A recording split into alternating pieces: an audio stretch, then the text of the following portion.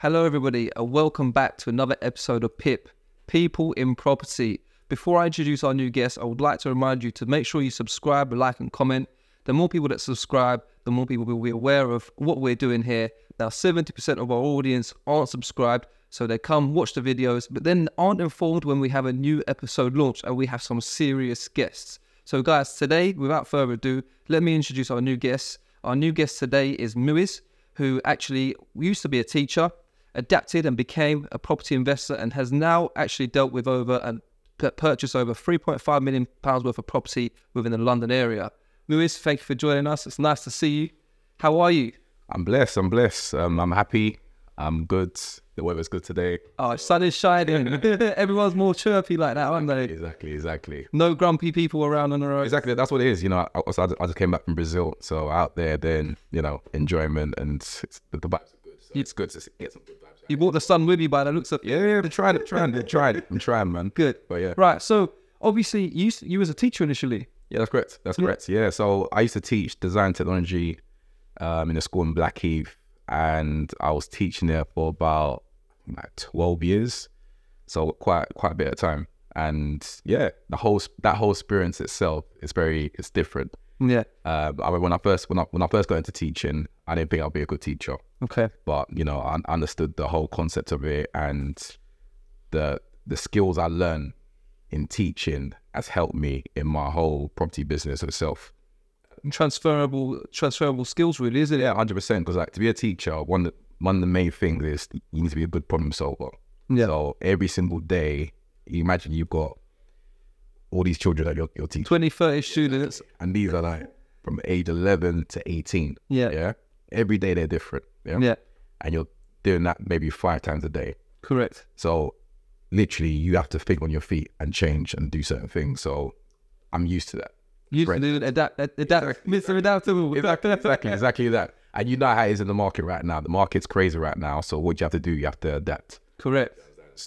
So within your property journey, where did you begin? What did you start doing first? Because obviously people do different things. We've had sourcers, we've had people that do the B-R-R strategy, we've had people that do rent-to-rents and do service accommodation, HMOs. Tell us a bit about your background and how your property career sort of started. So for me, I didn't do all the fancy creative things to start. I done the basic, which your bread and butter, your simple bites.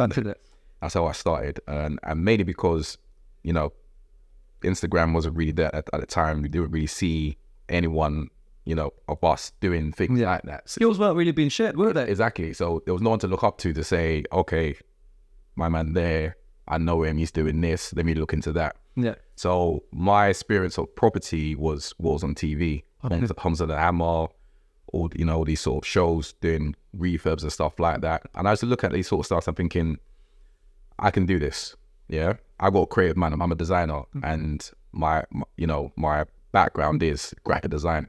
So in my head, I'm thinking I can do this sort of thing. I would like to get into it, but it looks like a very difficult career to get into. Yeah, it requires a lot of funding, money, etc., etc. So that's how it all started. Okay, so you initially was buying buy-to-lets. What kind of area did you sort of look to go into? So he was teaching in Blackheath, right? That's correct. Did you live in Blackheath as well? No. I lived in Camberwell. Camberwell, yeah, okay. Camberwell. So a little bit of a journey for you. Yeah. So, 2 completely different areas. Exactly. Those who know about Camberwell back in the day will know exactly how Camberwell was. So obviously Camberwell right now is completely different now. Yeah. Then I can't afford to buy Camberwell. It's very expensive, isn't it? Almost on par with Blackheath, really. Exactly. So the thing is that so the first property I purchased was actually in London. Okay. I was quite lucky. And I remember when I was looking around, I was looking everywhere. And I bought my first property in Lewisham, actually. Yeah. And that property was a repossession property. Okay. I didn't know it was a repossession property at the time. Okay. But now you know about repossession. Of course. All I knew is that this property, the square footage was massive, good location, the price was amazing. And I just put offer in and it got accepted. So the price attracted you and the size of the dwelling. Did it need a lot of work? Not really, to be honest. So it's ready to go. Yeah, it's rented out straight away. Actually, me and my brothers went in there. We all painted. Lovely. Changed a few things. Got your hands dirty. Exactly. That's it. So it's not like the reverbs you've seen me doing today. It's very simple, straight in. But that property literally was 100K below market value. Fabulous. Yeah. So did you know that at the time? I didn't know that at the time, honestly. So I knew that a bit later. Yeah. So as you can imagine, that equity is what propelled me in my journey. And obviously, in a bit later, with like, would you say a couple of years, you found out that it was worth. Yeah. So imagine that. So you found out a couple of years later that you bought it 100 grand below value. Yeah. Below market value, should I say? And then it probably made in equity another 100 grand by then. So you was like, I'm quids in. Exactly. I've got 200 grand to now play with. Exactly. So what did you do? Keep the property and release the equity, or did you end up selling that one? So what happened is my full process was this: I'm gonna buy this property, I deposit, buy the property, and we'll do the same thing again. Okay. So I was just saving the money again. Yeah. The next year, we'll another property. Okay. Brixton. And then at that point is when I realized about the whole equity thing. Okay. And I don't know if it was an uncle I was speaking to or somebody who I was speaking to. Down to networking, isn't it? Exactly. Talking about experiences. And then you know how it is when you start buying property, you start connecting with other people. Yes. You know, maybe the estate agents, maybe the broker, and they start, you know, put pieces of the puzzle together for you. Like if you start thinking, okay, I can do things this way, I can do things that way. That's when I realized that the process, how I was doing this, is the slow process. Yes. It's a quicker process. Yes. And that's when I started changing up. Excuse me. No worries. So, so you basically ended up doing like not really the breed triple R because you were sort of getting your hands. And to be fair, my first buy-to-let that I bought, me and my wife were in there. Yeah. I even tried to do skimming, mate. That was an epic fail. So I was like, let me put the pros in for this. I got them to do the skimming. Because one wall was just literally blown, so I had to get some damp coursing done. I did the damp coursing. I thought I'd cut some corners. I'd do the skimming myself. That was an epic fail. I learned from that. So, you know, the stuff that is simple, do it, like the painting. But then the stuff that is maybe a bit more tricky and requires a skill, don't try to cut corners because you're wasting time, which is going to cost you money. So just get the pros in. So we sort of started on the same sort of level, I'd say, when it comes to our property journey. Let me jump in there quickly. Like, even painting, even though I guess it's one of those more basic aspects of it, it's tiring as well. The funny thing about it is I remember one of my brothers, like, he built up a property as well. And he was like, I'm going to paint here, I'm going to do this, I'm going to save money. It's me. Let's do that. So, bro, you ain't doing that. I'm going to do it. One day later, he was like, get something in. He's going to get something in. I was like, you see? You know what I'm saying? So sometimes in life, it's like, your time is more important. Correct. And it's just about getting the right people in there to do what you need to do so you can then focus on other things. But it takes you sometimes the experience of having to do it and seeing it for yourself. Like you said, you told your brother, and your brother knows that you're not out to screw it. Exactly. But he's like, no, I should be all right. I can manage. But we've been there, we've seen it, we've done it. Do you know what I mean? So, but sometimes you think to myself, oh, I'll give it a go. But in hindsight now we know that's why time is money. They always say, isn't it? 100%. And you know what it is? If it goes right, it's cool. If it goes wrong, that's when you realize. literally. So obviously, fast forward. Obviously, you've done the buy-to-let, standard buy-to-let. You bought it, you put it out on rent, you released some equity, you've gone again. Obviously, in the later days now, I've noticed you're doing different things because you've done HMOs as well, if I'm not mistaken. That's correct. Was that the next stage for you after the buy-to-lets? So after the buy-to-lets, the next stage was rent-to-rent. Rent-to-rent, okay. And that's when we met. We met at the Grant Cardone 10X conference, wasn't it? Initially. Yeah, that's where we met initially. And then... Yes, that's right. That's right. So, as you know, I was knocking on your door. Literally. You got any properties for me? That's it. So, at that point, I was still teaching. I remember I was still teaching, and I was at that point where I was trying to transition away from teaching. So after speaking to a few people, they're talking about rent to rent, and the cash flow you can make from it, and the entry level was a lot lower. So I'm thinking this is slightly different now. Correct. Instead of me doing this whole buy to let and having to staff for a whole year, 2 years, go in. The entry level of this one is anywhere between 3 to 5.5K. Yes, it makes perfect sense. Absolutely, you can make any profit between 5. It's like 10% of what he was having to say, isn't it? Exactly. I'd say 50, 60K. Well, now it's different because property prices have gone ridiculous. Of course. So my aim was to, how many of those properties can I get? I remember I was teaching full time, head of department. So those who are in teaching understand what the role of a head department is. I was in charge of textiles, food tech, resistant materials. Well, I was in charge of a team of 15 other teachers. Had a lot of responsibility. In charge of GCSE, A-levels at the time. And also I was a head of house. I had 2 roles. Oh, wow. So head of house is like your head of year. Okay. Do all the fun stuff. That's me. Okay. It's the fun guy. Okay. So I had all those roles. At the same time, I was still building this business on the side. So in my spare time, I was on the blower. I was emailing. I was going to events. I was doing whatever, and I was able to build a portfolio of 13 properties, rent to rent. Well done, man. That's very good. And that's when I transitioned away from teaching. Okay. Because that was your residual income now. That was your replacement salary. Exactly. And the thing, can I ask you when is it that you what year was it that you stopped teaching? I think I've been out teaching now for 5.5 years now. 5.5 years now. Would you say it was one of the best moves you've made? 100%. Yeah. 100%. Because now you have more time, right? That was the main thing. You've got a family, isn't it? Of course. So for me, teaching, I enjoyed teaching. Yeah. I enjoyed being in the class. Yeah. Interacting and just, I enjoyed that whole part. I didn't enjoy the whole politics side of things. Of course. And those who are teachers would know exactly what I'm talking about. Well, I don't think you would have stayed for 12 years if you didn't enjoy some element of it. Exactly. And it's difficult. It's difficult because every year I'm like, I'm going to go. Then I get amazing year 11s. Okay. And most of them bit the subject. They impact you as well, isn't it? They know I'm teaching them. You impact them and they impact you. Exactly. So I'm like, let me get these guys through. But after a while, it's like, how long am I going to be here? Yeah. If I don't take this transition now, it's going to be too late. It's going to be too late. Yeah. So, and even then, when we met at the Grow Up Condone conference, I think that's the time I gave my notice in. To be fair. I gave my notice in that time. So you were still investing in yourself. This goes to show, like, literally, like, you've got to have the mindset first. 100%. You've got to have massive willpower. The cojones, as they usually say. Yeah. But you've got to have to get up and go. Yeah. So you was teaching, putting all that effort in, most of your time, and then you were still educating yourself in your spare time and going to learn about how am I going to get out this rat race as such. Exactly. And that's what it was, because during my teaching career, I was on decent money. Yeah. Because I was doing 2 roles and whatever. Yeah. So it wasn't a career that, bad. Yeah. But for me, the time, I didn't have time for the kids. I didn't have time for myself. I didn't have time to go on holidays. I didn't have time for anything. Yeah. So that was the most important thing.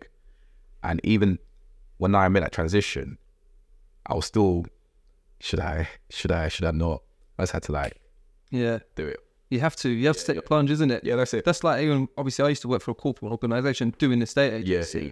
And it was like, all right, I started off as a trainee, became a negotiator, became a letters manager, became a branch manager. Yeah. Next step is, I'm either going to be an area manager, which that role doesn't really come up often, and then I'm stepping out of the sort of, I'm managing people rather than property, which I wanted to be involved in property, or go and do my own thing. But in the long-term goal is I see it as, all right, I want to be a landlord and do developments and stuff, which obviously I bought my first property when I was still working for them. So it's not that I didn't have the opportunity, but I needed to take the step. And it's a big step to take. It's a risk at the end of the day, because you can either make it or break it. But if you don't take the risk, you're never going to know if you're going to prosper. 100%. And I got to give you ratings as well, because I've seen your journey. Thank you, man. Appreciate it. From, was it Alperton? Not Bray. Catford. Yeah. So I've seen your journey. But I've been all over the place, because so I was in Woolwich, Lewisham, Catford, Beckenham, and obviously from Beckenham I would cover Alperton sometimes. So you'd see me all over the place. Exactly. And then we came here. Exactly. So I've seen your journey. I've seen what you've built. Excuse me. And it's amazing. And I think we've had conversations that at some point I'm trying to get into the estate, literally the things as well. So I got to big you up as well. Thank you, man. I appreciate it, man. Team and everything. And I love the branding. Oh, thank you, Ori. That stands out, isn't it? I like something out there. So it's a thing where, going back to, taking that plunge, because a lot of people have asked me in the past, how do I take that plunge? And sometimes it's a thing where you have to be sure at the same time as well. It's not just about going on a course or seeing something on Instagram or online and just quit your job. No. Even in today, right now, if you got something there, keep it. Try to hustle on the side. Correct. And build out to a certain level. And at that point, take the plunge as well. Yeah. Because like I said, we've got kids. So it's very risky for us. Yeah. But the new gen are coming up now, hardly any responsibility. You know what? I just had Denzel on the show just before you, and he's a Gen Z. Yeah. He's only 21. Yeah. And he had a bit of, went through difficulties through growing up. He mentioned that he grew up in a single parent home and stuff like that. And then sort of he managed to get a mentor a little bit. But his mindset is not anything like the mindset of anyone of his age. Yeah. So he is setting precedent, and now he's paving the way for people of his age group to do the same, which is really good because, mate, like we've got the mindset now. We're much older, like nearly like twice his age. Do you know what I mean? So it's crazy that, you know, if we had sort of someone in our surroundings, in our community that was doing something like that, maybe we would have had a different path, but 100%. we had to take a different route. So it's good to see that some of the youth are coming up in that way, that when they have no responsibility, because like you say, once you've got the responsibility, you have that little thing on, you know, in the back of your mind saying, you know what, maybe I shouldn't do this because I've got people that are reliant on me. I've got to put food on the table. You know, I've got a mortgage or rent to pay, and it's, you know, you and you are. But like you said, build something on the side a little bit, keep it going. Make sure you do have the knowledge, because, you know, it's no point of quitting your job and then doing the course and saying, oh yeah, I've done one course, I know exactly what. Exactly. Because it's a rocky road. Let's not fool people. Yeah, it's not a walk in the park. It's not a walk in the park. We always have issues that we come across, you know, hurdles that we have to jump, and obstacles that are in the way. Yeah. But you have to persevere, right? 100%. Without perseverance, we don't excel. And one thing I'm gonna big up about their generation, and especially Denzel, and there's a few others actually in that category that I see online doing their things, and I met them. They know how to work smart, not work hard. Literally. We grew up in a generation of working hard. Because our parents kind of sort of installed that to us, isn't it? And we're just now trying to work smart. Yeah, literally. Because that's what we do. Just work smart. Yeah, that's it. Literally, grafting 9 till 9. Go put the hours in to get the money. Exactly. But it's not about putting the hours in. It's about, well, you've got to put the hours in a bit, but in a smart way, and then make your money. Make more money. Exactly. I don't know about you. For me, I'm trying to enjoy life as much as possible. Literally. Travel. I want to make sure I provide everything I can for my children, and I just want legacy. I just want to enjoy and be happy. Definitely. I don't want to wake up every day working. I feel like I've got to go to work now, that kind of thing. Yeah. Well, there's a saying, isn't there? We're not living to work. We're working to live. Exactly. We want to enjoy ourselves. Exactly. Not kill ourselves. Exactly. And that's it. And at the end of the day, you know, we talk about Gen Z, but also the older generation as well, just to know that it's not too late. Definitely. Because I feel like, especially when I was in teaching, and that's one reason why I left as well, there were, when you think about teachers, you would tend to think about them being older, right? Yes. So when I started, I was young. Yeah. And I'm in a room with like 40 plus, 50 plus, whatever. And they always complain about it. Always complain about teaching and complain about this, complain about that. And I would say to them, why don't you just leave and go do something else? Definitely. They don't know what to do. No. They have no idea what to do next. Sometimes they don't have knowledge of what to do, isn't it? But then sometimes I think they have the bit of fear as well. And like, they don't know what to do because they're stuck in the sort of wake up, like it's a bit like a robot, isn't it? Yeah. Wake up, go to work, come home, wake up, go to work, come home. Yeah. It's like hypnotized in a way. But you're right, there is ways, there is animals. Like rent to rent is a prime example. Like you don't need 50, 60, 100 grand. No. So you literally need about 5 grand tops. Like, you know, obviously you need like your rent money for the first one, maybe a deposit most people will ask for, and about 2 or 3 grand furnished place. Yeah. A lot of people don't know that. But then again, Mark, he's starting to get saturated now because we keep telling them what to do.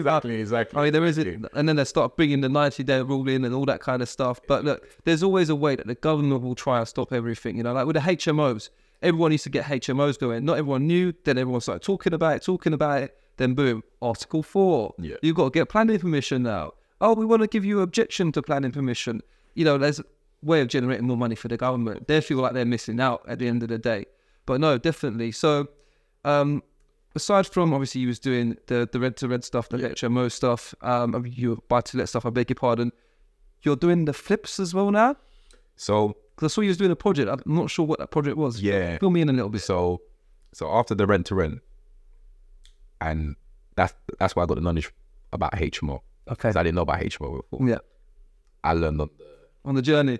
I made all the mistakes, everything. I learned on the job. So I don't know, because there's a few of us doing it, a few of my mates. I was just like, well, but we own these properties, you know, we're paying these landlords X amount, you know, but we haven't got too much control. Correct. In terms of the condition of the property and all that. Well, they can turn around and serve you notice. Exactly. So I started, I think it was during lockdown actually, I bought a property in Lewisham. Congratulations. Again, yeah. Thank you. I bought a property in Lewisham and I converted that to a 6-bed HMO. Nice. And I made it all fancy. So is that the one that you did extensions on? That's the one I've done extension on, yeah. So just to break it down even further, how many bedrooms was it when you bought it? it was 4-bed. 4-bed, and then you did a rear and side extension, or Just a rear extension? Okay. Yeah, just rear extension. And we've done a rear extension. The rear extension is the kitchen or plan lounge, and where the bathroom was originally, that changed into that. So that where the bathroom was originally downstairs, that was part of the kitchen. Okay. And where the kitchen was turned to a bedroom. Okay, nice. So then we done something upstairs as well. So I think we put petition what to create Brilliant. 2 rooms. Brilliant. But yeah, so the knowledge that I knew that you spend the money, you do it right, you can get the rents that you want, basically. Yeah, do it once, do it properly. Exactly. So because that's one of them, the rent to rent. So in terms of like when you're trying to push a certain amount every month, people will look at it and be like, it's not the right standard. Yes. But now I've got control of this. Correct.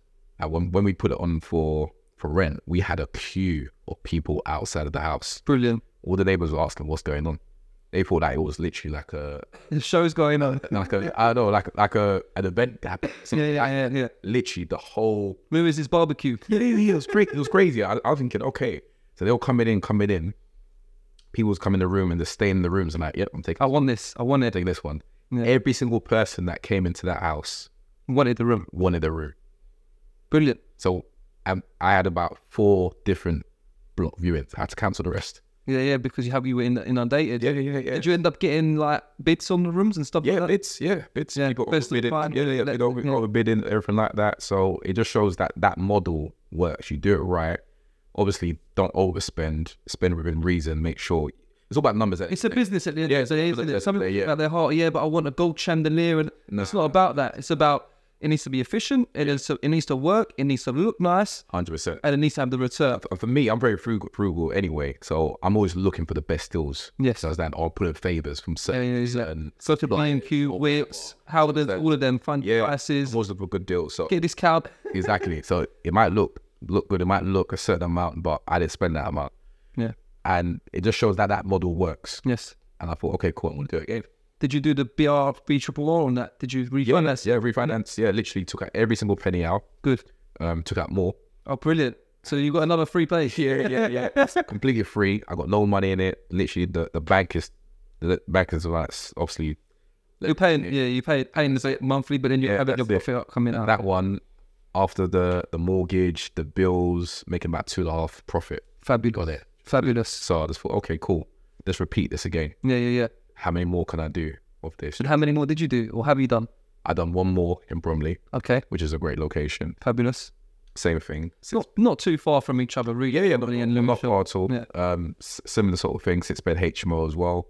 And that location, you hardly get any HMOs in that area. And Article 4 is coming as well. Okay, so you got it just before. I got in literally just a month before. Oh, you got not lucky because you knew what you were doing. You just have to push the deal through. But the officer came in to see the property, and he was like, "I've never seen a HMO like this." And he's been doing this. Impressed. He's been doing this for about 10 years. Good. And so I said to him, "Oh, so Article 4's coming. So what's the situation?" And he's like, "If you plan to do any more, you won't have no issues." Good.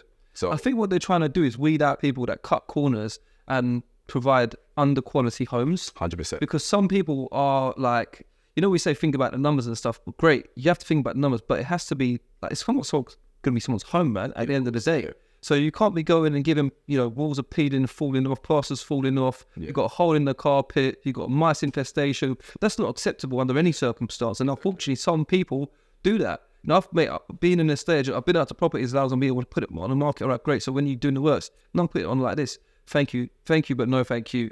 I'm not putting my name against this. Whether you're paying me 10%, 15%, I'm not interested. Because at the end of the day, that's going to be like, I find this acceptable and I don't. Exactly. And it's going to come down on both of us at the end of the day. When the council find out, they're going to be like, well, you rented the place. It's his property. Did you not tell him that, up to regulation standard, all this kind of stuff? Exactly. So we stay away. Yeah, and that's the thing about it. I've seen loads of properties, literally, the landlords have used every little space and they're providing something so small, dingy. Not nice. They're not thinking about the end user. No. And I always refer back to my sort of design background and also teaching as well, because everything you have to because I was teaching the kids when they're making products, you got to think about the end user. So you're making something, but who's the target audience? Yeah. So ergonomics of things in technology. Exactly. Yeah. So you need to know who the target audience is. Who are you approaching? Yeah. Who are you trying to appeal this to? Correct. So, and that was my full process. Yeah. And also, I see it as well. This is a place that I could potentially. Correct. I'm happy to. So you worked it back from the end users. You're like, right, this is who we're targeting. Now let's work it back. What would they like? And if you were working to a element where you think, you know what, I'm going to do it to a standard that I'd live in, but within a reasonable price range. Exactly. Mate, if you're happy to live in somewhere like that, most people should be happy at the end of the day, isn't it? Exactly. Well, we had a whole queue. With every single person. It's more than what he wanted for it. Exactly. Good. So it just shows that model works. And if you do it right, then it's going to work. But obviously London, as you know, it's the entry level is so high. It's getting a bit saturated now. Exactly. It's so expensive. So as much as I would love to be doing a property thing every single week, I can't. It's not realistic. It's not realistic. So I got to be smart. Yeah. And right now, wherever it's a little bit shaky, I've decided to focus on other things at the moment. Okay. And then come back into it. Yeah. As things sort of pick up a bit. Do you understand? Yeah. So, well, interest rates don't help as well, isn't it? Exactly. That's cutting into margin. Exactly. Profit margin. There's a business at the end of the day. Exactly. And that's why like some of my single let properties, I've changed them to Airbnbs. That's what you got to do. So it's service apartment. I'm like Airbnb. So Shoplets. Exactly. Shoplets. Yeah. So I've been doing service apartment. I sort of stayed away from them before. I didn't like the whole up and down. Yeah. Money and all that. Variable income. Exactly. But with interest rates now, you've got to be think outside the box, you know. 100%. Yeah. Makes sense. Look, Muiz, thank you very much for coming on, man. You've dropped your story. You've told us some nice little gems, and your story's been great. You know, from being a teacher, changing it up, and now you're a property guru, mate, property investor, and always adapting. So, Mr. Adaptable, you have stuck to your name. Appreciate it, man. Thank you for having me. Pleasure, guys. Thank you for tuning in. Again, like I said, don't forget to subscribe, like, leave us a comment. If you've got any questions as well, I'll also put Muiz's information in the bio, in the description. Follow him on Instagram, see his journey, become a follower, and then even if you've got any questions, you can direct some questions at him as well. Again, thank you for watching. I'll see you on the next one.